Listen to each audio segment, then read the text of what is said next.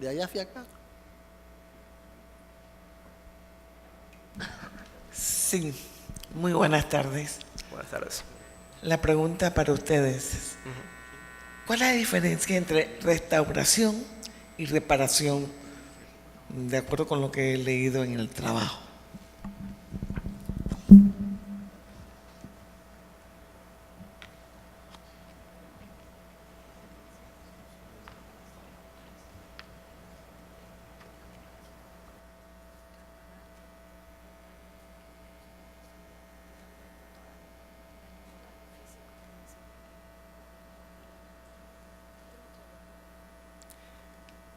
Respondiendo a la pregunta, la reparación y restauración suenan como palabras sinónimas, pero tienen un cierto grado de diferencia entre que la reparación se trata de tratar de componer o devolver a su estado original el daño que fue causado. Y la restauración se trata de devolverle a la persona lo que se le fue quitado en el momento de causarle el daño.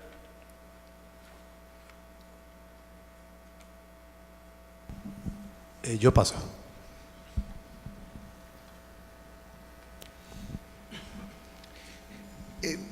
Nosotros con el jurado decidimos, rompiendo un poco la regla que planteó el doctor Navarrete,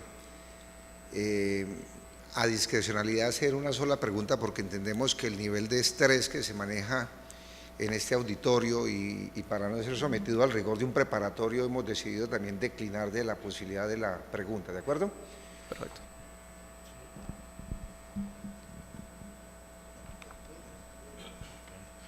Bien, una pregunta. En el caso de los daños morales a los que ustedes se han referido, ¿cabe la restauración?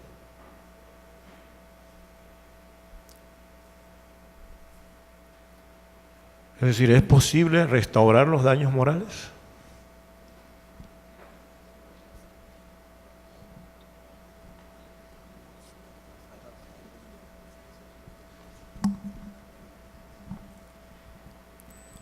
En realidad, como respuesta, opinamos que es imposible, porque en el momento de la pérdida de un familiar o un ser querido, es imposible que se le restaure a esta persona la vida de un ser querido.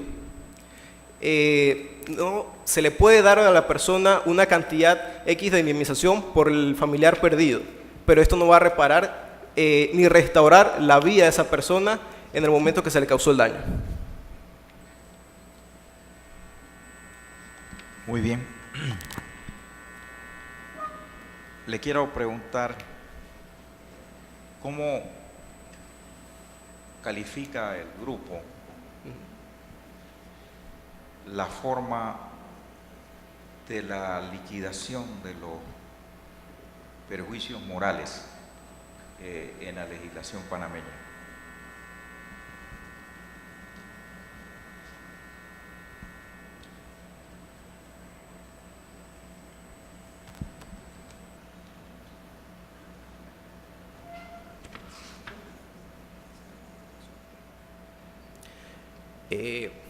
En cuanto a lo que nuestro grupo se refiere en el trabajo, en sí se trata de que por las pruebas aportadas, las pruebas testimoniales, la persona exige una cantidad líquida en la demanda, en el momento que interpone la demanda ante la persona que le causó el daño. Pero si nos referimos a esto, el juez, en base a al principio de sana crítica y de buena fe, termina delimitando si hacen falta pruebas aportadas al proceso. Esto quiere decir que el juez puede tener el derecho a manejar la decisión de la cantidad líquida que se le debe indemnizar a la persona que le fue causado el daño. Una pregunta última. Ustedes en su trabajo hacen referencia a un fallo. ¿Es correcto? Relacionado con una indemnización solicitada y decretada por la Sala Tercera de Contencioso de Administrativa la Corte Suprema.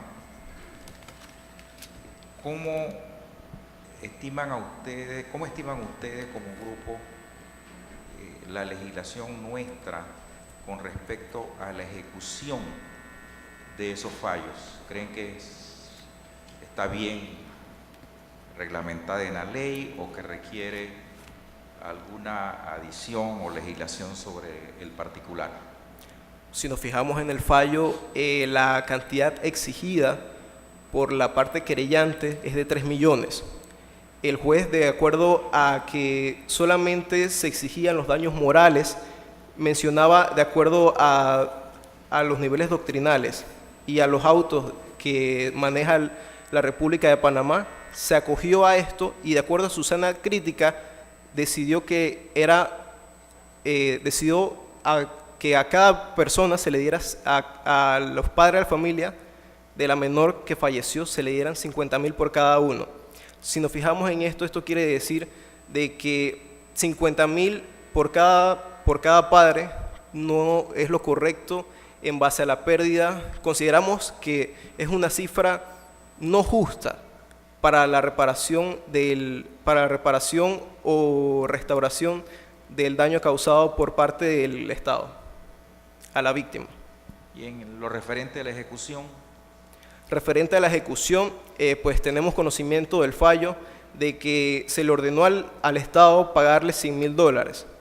De acuerdo a esto, la comisión del Ministerio de Educación tiene que acordar con la víctima, con la parte querellante, el pago de la ejecución de la sentencia. no tengo más preguntas, no sé, los colegas, ¿alguna pregunta adicional? No. Perfecto, bueno. Gracias a la participación de la Universidad Latina de Chiriquí. Y ahora le corresponde el turno a la Universidad de Panamá, al estudiante Víctor Baker Revelo, por 10 minutos.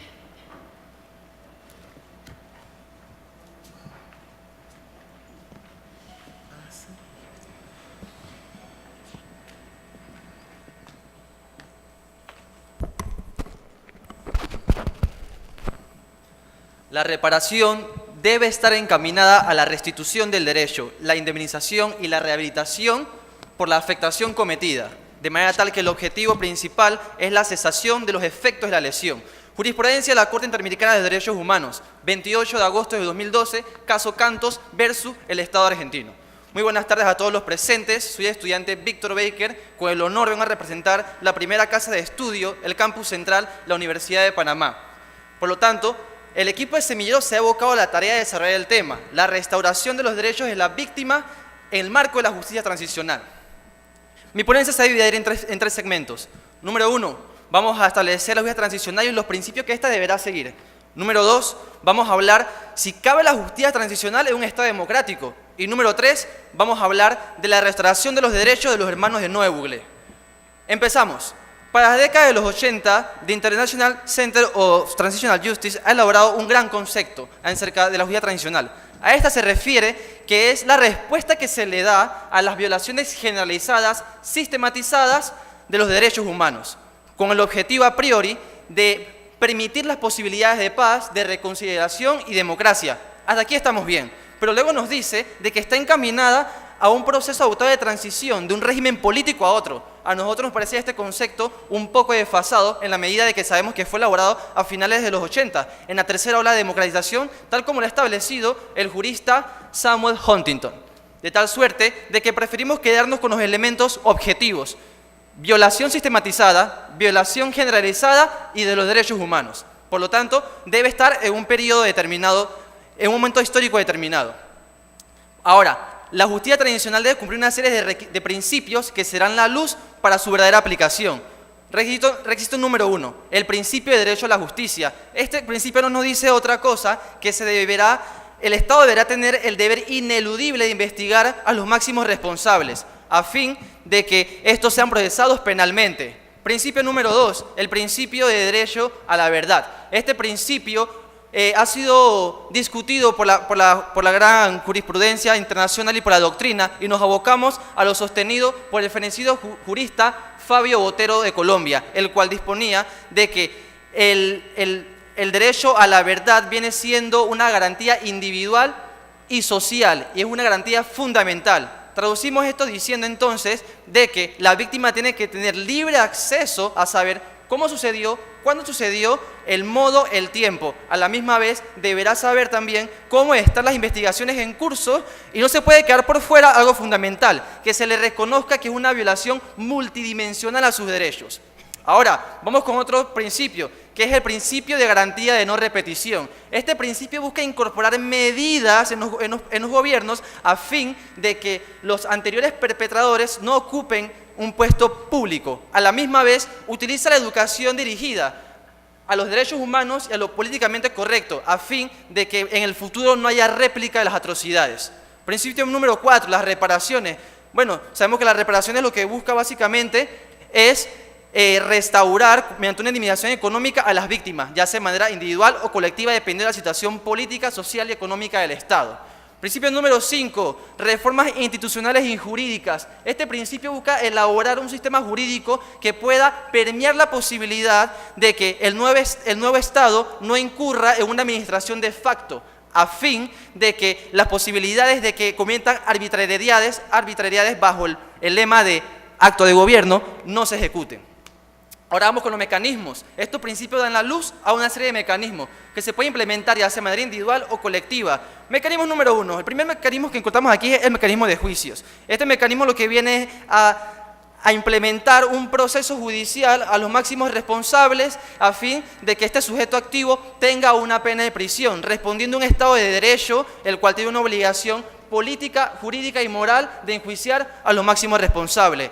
Mecanismo número 2, el mecanismo de las comisiones de la verdad. Como sabemos, este mecanismo es muy sonado, pero vamos a referir específicamente a lo que nos dice el jurista Andrew Hayter, el cual dispone de lo siguiente. Las comisiones de la verdad viene siendo un órgano temporal, un momento determinado, el cual busca establecer un informe en cuanto a los abusos que se perpetraron. Ese informe también deberá llevar qué se hizo, por qué se hizo, para qué se hizo y cumple con el principio que mencionamos anteriormente de la verdad. Mecanismo número 2, la amnistía. Este es el más criticado. Hay un enfoque maximalista, un enfoque minimalista. Este enfoque minimalista, sosteniendo la amnistía, consideran que es necesaria para que se dé la libre transición en el gobierno, lo cual va a abrir la posibilidad de que se haga el cese de las violaciones y a la misma vez de que el espíritu revanchista que se puede provocar producto de los juicios no vuelvan a perpetrar unos daños sistemáticos a los derechos humanos de la población. Último mecanismo, el mecanismo de reparación de las víctimas. Vemos que este mecanismo es el menos usado y en el caso de Chile lo ha utilizado desde 1990 hasta la época de 2000. Ha gastado más de 9 millones de dólares para poder compensar a las víctimas individuales y colectivas en la época de la dictadura del 70 al 80, como todos conocemos. Este mecanismo para mí es el más importante. ¿Por qué? Porque es el medio en el cual el Estado va a poder reparar directamente las lesiones cometidas a los particulares, de tal suerte de que la indemnización puede ser individual y colectiva. Individual en la medida de que a las personas que fueron desplazadas la pueden reincorporar a sus tierras o una indemnización evaluada pecuniariamente, o colectivamente a fin de establecer políticas públicas destinadas a que haya un decoro a la dignidad humana de la comunidad en la cual hubo la afectación. Ahora, la pregunta que nos hacemos, ¿cabe el mecanismo de justicia transicional en un Estado democrático? Por supuesto que sí, y lo fundamentamos en 3 criterios. Primero, sabemos que el fin de la justicia transicional es reconocer los derechos de la víctima, por lo cual se fundamenta en el motivo de que fue una violación sistematizada y generalizada en perjuicio de los derechos humanos. Número 2, el Estado panameño en el artículo 4 acata las normas de derecho internacional relativa a los derechos humanos. Su artículo 17 nos dispone algo muy interesante. Las autoridades están encaminadas a respetar y a proteger la vida, honra y bienes de los habitantes, lo cual nos quiere decir entonces esto, que los derechos humanos se encuentran bajo la tutela estatal, es decir, que a priori deberá evitar las perpetraciones y a posteriori, frente a los casos que se le vayan de las manos, deberá responder a esto como un titular de esa obligación. Número 3, traemos casos interesantes en Estado democrático, como el caso de la comarca de Esnauja-Yomaxa versus Paraguay, en el cual la Corte Interamericana puso una sentencia a Paraguay, igual en el caso de Barrios Altos versus Perú, de tal suerte de que vemos que los Estados democráticos también incurren en estas arbitrariedades. La pregunta que nos hacemos ahora y como aporte del grupo de semilleros es la siguiente. ¿A los hermanos de Nuevo Bulés se le puede aplicar justicia transicional? Consideramos que sí. Primero, porque si nos fijamos en el elemento subjetivo, el cual no es otro, de que una violencia sistematizada, generalizada, en perjuicio de esa comunidad, entonces cabe la justicia transicional. Ese es el elemento objetivo. Y si vamos a los hechos, en el 2012 murieron 2 personas, decenas de heridos, y a la misma vez lo han desplazado de sus territorios, han lesionado su patrimonio cultural y respetado su tradición, por lo cual es una violación sistemática, es decir, de bienes jurídicos a otros. Ahora, ¿qué mecanismo debe implementar el Estado para restaurar estos derechos? Somos del criterio de que primero debe establecer una comisión de la verdad, la cual debe estar encaminada a satisfacer la verdad del grupo indígena y explicarle por qué se hizo y cómo se hizo. A la misma vez debe elaborar un informe, el cual debe constar detalladamente cuál fue el alcance y el grado de estas violaciones individuales y colectivas. Entonces, la aplicación de este principio nos va a dar lugar entonces a saber cómo vamos a indemnizar, ya sea individual o colectivamente. Individualmente en el criterio de que deben establecerle unas viviendas a ellos, debe haber una política de caminos, de educación capacitada, de transporte, a fin de que tengan una vida decorosa, es decir, hay una reparación colectiva y también individual. Ahora, esto no se puede quedar solamente en palabrerías y debe tener un marco jurídico, por lo cual proponemos entonces de que el Estado debe reformar su sistema jurídico mediante una, ya sea si se reforma la Constitución, que se contemple esta figura a fin de que el Estado no se vea burlado, no vea la necesidad de no reconocer los derechos a fin de que no existe norma. A todo esto entonces decimos que mediante estos mecanismos vamos a poder establecer un Estado de Derecho, encaminado solamente a querer respetar los derechos humanos, la Constitución y la ley. Y mediante esto, entonces, vamos a vivir en un Estado pleno y de seguridad de derecho. Gracias, Universidad de Panamá, a todos los oyentes. Muchas gracias, excelente tarde.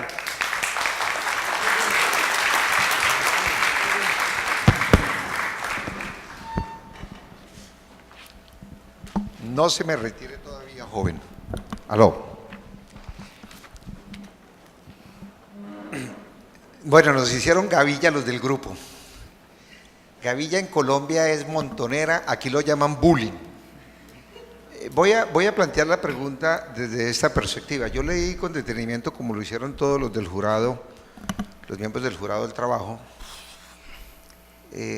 citan 2 referentes muy importantes del ejemplo que se planteaba y el fenómeno invasivo en el caso Noriega, también dentro del documento. Y no obstante la ruptura conceptual que encuentro del trabajo y que luego aludiré cuando tenga la oportunidad de reunirme con ustedes, o con los 3 semilleros en particular.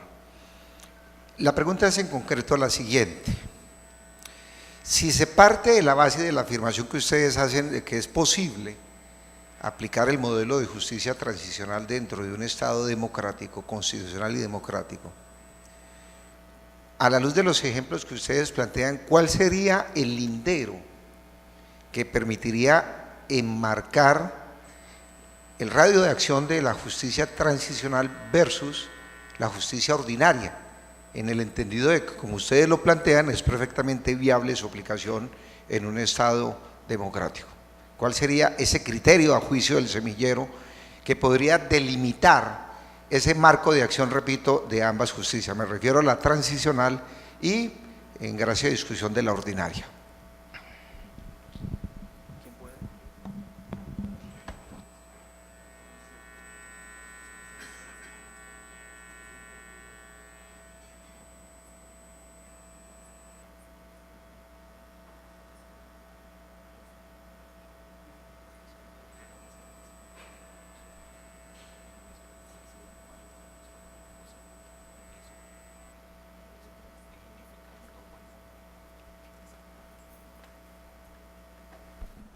Los profesionales del derecho sabemos que muchas veces la justicia ordinaria no cumple con las expectativas de la víctima.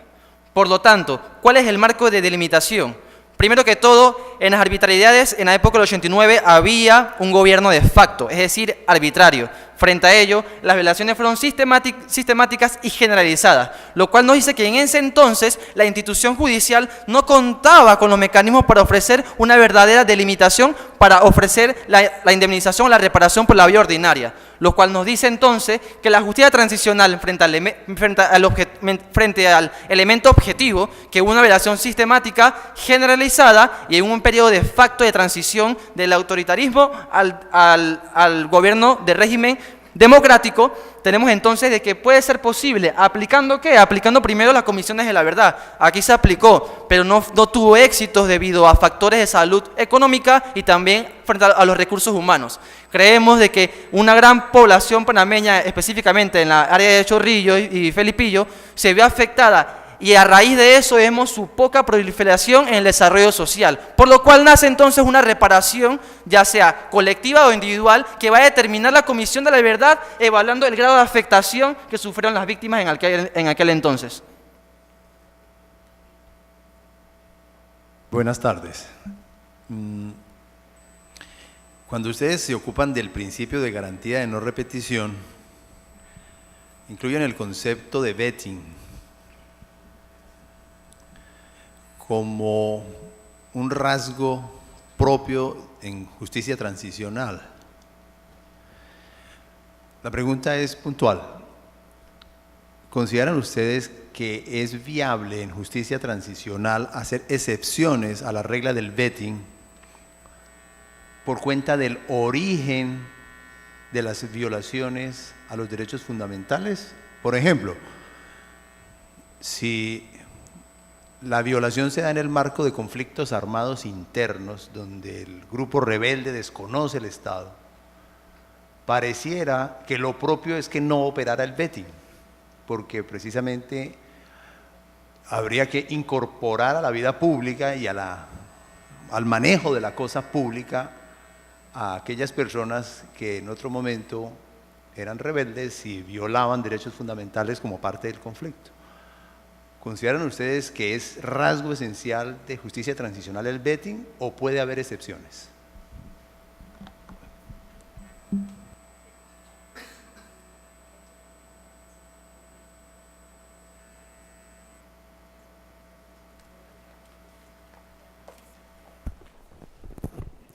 Muchas gracias por su pregunta, honorable juez.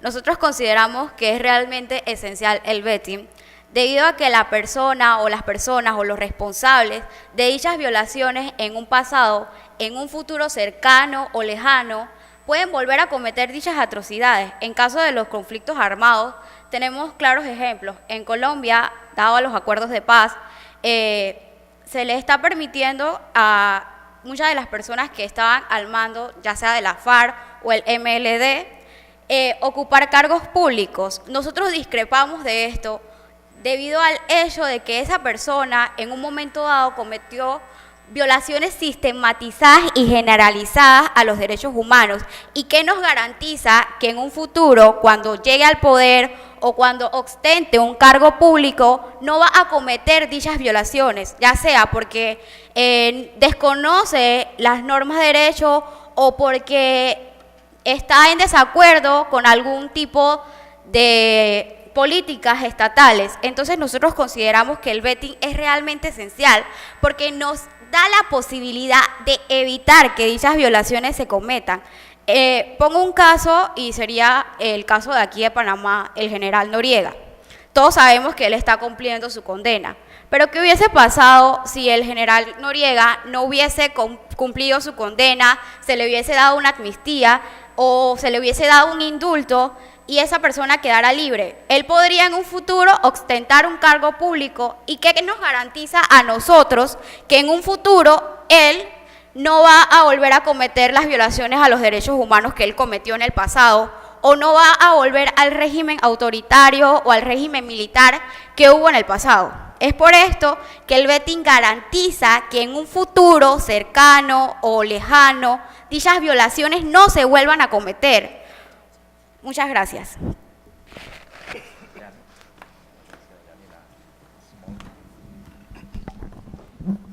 Sí, respecto a su pregunta, a su respuesta, le hago esta nueva pregunta. ¿qué otra opción habría en los casos en que se permita que aquellos que han cometido violaciones en el pasado ocupen cargos importantes? ¿Qué otra opción tendría la comunidad para aminorar el derecho que se le ha otorgado a los violadores de ocupar cargos importantes? ¿Qué otra opción, qué otro enfoque se le podría dar para ir contra el vetting o aminorar los efectos de permitir a aquellos ocupar ciertos cargos? Muchas gracias, excelentísima juez, por su pregunta. A su pregunta respondo de la siguiente forma. Ahí viene el principio de reforma institucional. Reformar las leyes internas para evitar que dichas violaciones se cometan.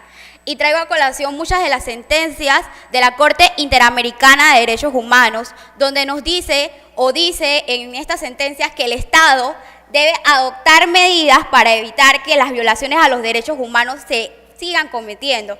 Y se crea el control de convencionalidad, que no solamente se produce con las convenciones internacionales, sino también con las sentencias de las cortes internacionales. Es por esto que nosotros consideramos que viene a realizarse el principio de reforma institucional. Se tienen que reformar las normas, leyes, decretos y cambiar todos esos tipos de normas que sean violatorias a los derechos humanos. Es por esto que si antes para ser presidente solamente se necesitaba ser panameño por nacimiento y ser mayor de 35 años, se podría modificar diciendo que para ser presidente se necesita ser panameño por nacimiento, tener más de 35 años, no haber estado involucrado o haber tenido antecedentes penales, no haber estado sentenciado o involucrado en un proceso de malversación de fondos, etcétera. Es decir, que se busca prevenir que esas personas lleguen al poder cambiando la norma jurídica que le permite a esas personas llegar al poder. Muchas gracias.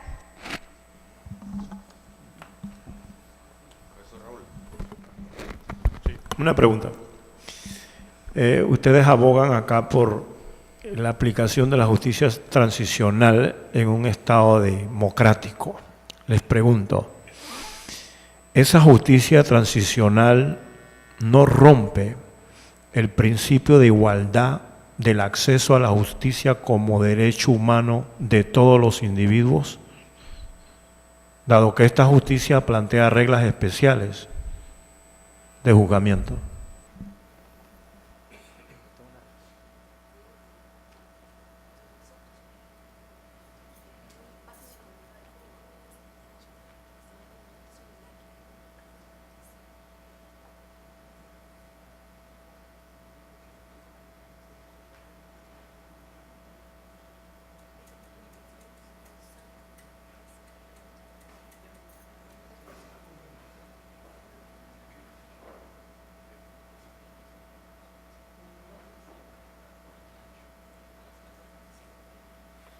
Bueno, primero que todo hay que determinar algo. Ese principio de igualdad al acceso a la justicia a priori viene a funcionar mediante conflictos ordinarios, es decir, en materia penal, en materia civil, de diferentes índoles, según el debido proceso que aquí lo acuña la Constitución en el artículo 32. La justicia transicional lo que busca es reforzar la justicia. Es decir, en muchas ocasiones estos máximos responsables ya son conocidos bajo la luz pública. ¿Por qué? Porque dan discursos en los cuales van a amenazar o dando pretensiones para que el gobierno les satisfaga sus intereses, de tal suerte que ya están determinados es por ellos mismos. O si son los mismos mandatarios del poder público, ya sabemos quiénes son las autoridades que emiten los actos de gobierno o los decretos ejecutivos o cualquier instrumento jurídico de diferentes índoles porque tienen su firma en él o porque sabemos de que como la publicidad, como el principio de publicidad, se sabe quiénes son. De tal suerte que no hay que investigar realmente si él lo hizo o no lo hizo, porque él ya se está delatando solo. Ahora, se debe primar entonces el principio superior de las víctimas, lo cual no quiere decir que como estas víctimas fueron generalizadas y se violó sus derechos humanos, estos van a estar en un estado de indefensión si le otorgan los mismos derechos a los perpetradores. ¿Por qué? Porque ellos pueden tener alguna influencia en la institución judicial. Por lo tanto, se debe poner a priori las víctimas y abajo entonces los máximos responsables. Por efectos, nuevamente, por si no quedó claro, por efectos de que estas personas que ocuparon el cargo público todavía tienen elementos políticos dentro de la administración pública, lo cual puede socavar entonces la resarción justa de los derechos de las víctimas que fueron generalizadas y en prejuicio de los derechos humanos. En mérito del expuesto, consideramos de que no viola ni es contradictorio a la regla general. ¿Por qué? Porque el derecho también no es absoluto, el derecho siempre tiene una excepción. ¿Por qué? Porque esto es una disciplina social, por lo cual siempre hay excepciones dependiendo de las actividades humanas.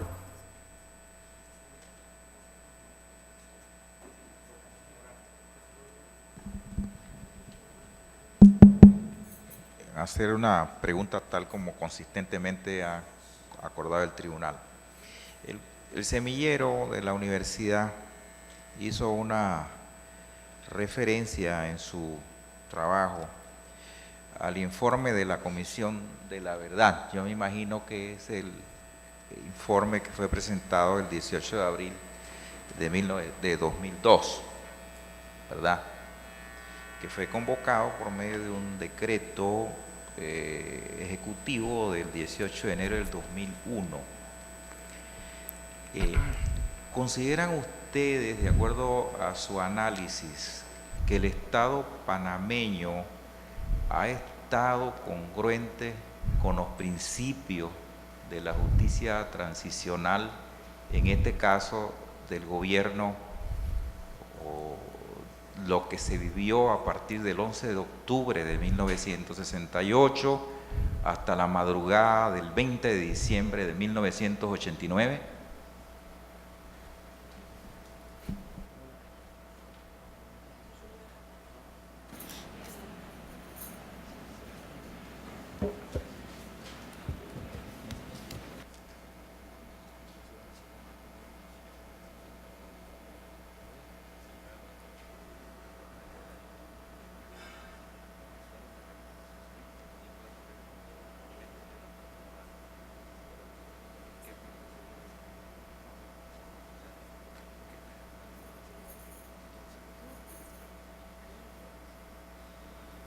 Ok, nosotros enumeramos 5 principios fundamentales, lo cual debe perseguir la justicia transicional. Si bien es cierto, el Estado panameño estableció una comisión de la verdad, pero tomando en cuenta que la comisión de la verdad, para que sea efectiva, debe esclarecer todos los hechos en el modo, lugar, tiempo, acceso a las víctimas, de dónde estuvieron los familiares que perdieron. También deben tener acceso a cómo iba el curso de las investigaciones y sobre todo el reconocimiento de la afectación multidimensional. La Comisión de la Verdad que presentó este informe no cumplió a cabalidad con el objetivo de dicho mecanismo. Por lo tanto, este principio queda rezagado, porque la verdad lo único que hizo fue decir cuántas denuncias habían ante el Ministerio Público, pero una denuncia no me viene a restaurar el derecho si yo fuera víctima. ¿Y qué sucedió con todas esas víctimas que sufrieron, por ejemplo, en El Chorrillo, por ejemplo, en Felipillo, etcétera, en los cuales antes de la invasión era una comunidad con un desarrollo más o menos sostenible, pero a raíz de ese conflicto se ha venido totalmente abajo? ¿Dónde quedó el principio de la reparación individual y colectiva? No lo hubo. ¿Dónde quedó entonces el principio de los juicios? Tampoco el Estado panameño estableció juicios en contra de los máximos responsables. Obviamente, Manuel Antonio Noriega hubo un juicio, pero ese juicio fue de carácter ordinario y no fue realmente bajo el mecanismo de los juicios que establece la justicia transicional.